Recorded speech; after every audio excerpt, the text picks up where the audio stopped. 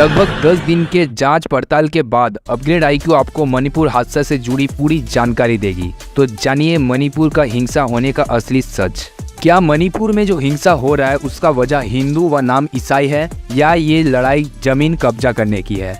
क्या ये जो हिंसा हुई है उसमें हाईकोर्ट का आदेश है, या चीफ मिनिस्टर एन बीरेन सिंह ने जो फरवरी और मार्च में लिए गए फैसला असली वजह वो है, या फिर वजह ड्रग्स के खिलाफ लड़ाई है? आज आपको पूरी डिटेल जानकारी देंगे। गाइस, मणिपुर में हुई हिंसा के कई किरदार हैं, तो एक एक करके आपको समझाते हैं। मणिपुर एक छोटा और पहाड़ी राज्य है। इसमें 90% एरिया पहाड़ है और 10% समान जमीन है, बिल्कुल एक फुटबॉल ग्राउंड की तरह। लोग घाटियों पर भी रहते हैं और पहाड़ पर भी। तो लोग घाटियों में रहते हैं, उनमें कोई भी रह सकता है, हिंदू, मुस्लिम, सिख, ईसाई, OBC, schedule caste, schedule tribe, कोई भी। इंसान का बंटवारा जिन जिन जगहों पर हो सकता था उन जगहों पर घाटियों में रहते हैं। लेकिन पहाड़ में शेड्यूल ट्राइब के अलावा कोई नहीं रह सकता, क्योंकि आर्टिकल 371C के तहत पहाड़ी जनजातियों को विशेष संवैधानिक अधिकार मिली हुई है, तो दूसरों को नहीं मिलती। और झगड़े की सबसे बड़ी वजह यही माना जा रहा है, क्योंकि जो 90% पहाड़ है उनमें शेड्यूल ट्राइब के कुल 33 जनजातियां रहते हैं। इनमें 2 की बहुबुलता, पहली है नागा और दूसरी है कुटी। कुल जनजातियों जो पहाड़ पर रहती है वो मणिपुर का कुल आबादी का 42% हिस्सा है। बाकी के कुल 58% आबादी घाटी में रहते हैं, जो कि मणिपुर में रहने लायक जमीन का 10% है। लेकिन इस घाटी में सबसे ज्यादा आबादी मैती समुदाय की है, जो कि मणिपुर के कुल आबादी का 53% हिस्सा है। इन शॉर्ट 10% जमीन में आधी से थोड़ी कम आबादी रहती है और 90% जमीन पर बाकी के बची हुई आबादी। इसीलिए मैती चाहते हैं कि उन्हें भी शेड्यूल ट्राइब का दर्जा मिले, ताकि वो भी घाटी से निकलकर पहाड़ों पर जमीन खरीद सके। लेकिन पहाड़ों पर बसी जनजातियां उनका विरोध कर रही है, क्योंकि उन्हें लगता है कि अगर मैती भी इधर आ जाएंगे तो फिर उनका क्या होगा। अब इसमें धर्म का नाम कैसे आया और क्यों इसे हिंदू व नाम ईसाई रखा गया, आइए जानते हैं। जो मैती है और घाटी में रहते हैं वो हिंदू धर्म को मानते हैं, और वही जनजाति जो पहाड़ों पर रहते हैं वो ईसाई धर्म को मानती है। इसीलिए घाटी में मौजूद मैती और पहाड़ में मौजूद जनजातियों को हिंदू व नाम ईसाई बताया गया।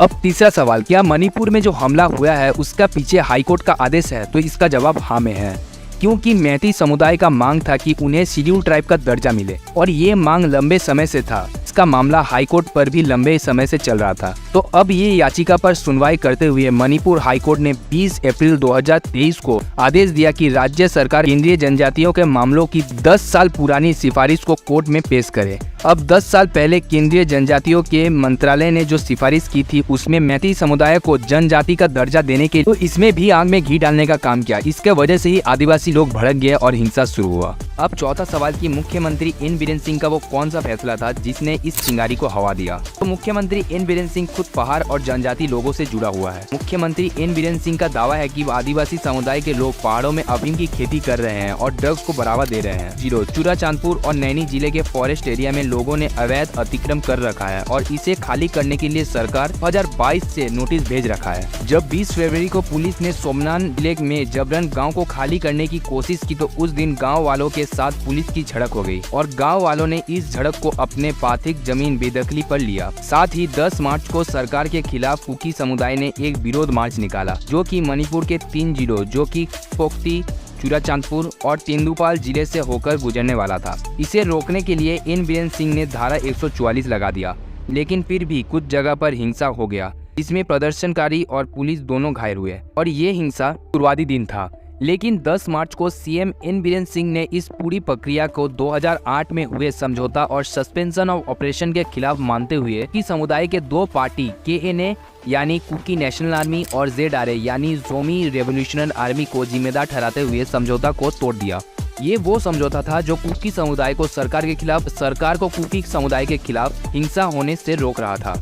लेकिन समझौता टूटा और कुकी समुदाय के लोग हमले के लिए स्वतंत्र हो गए और ये धीरे धीरे एक खूंखार हिंसा का रूप धारण किया। अब 3 मई को एक बार फिर से एक कार्यक्रम का आयोजित किया गया, जिससे all tribal student of Manipur में निकाला गया और जिसका नाम दिया गया आदिवासी एकता मार्च। ये मार्च मैती समुदाय को ST का दर्जा देने के विरोध में था।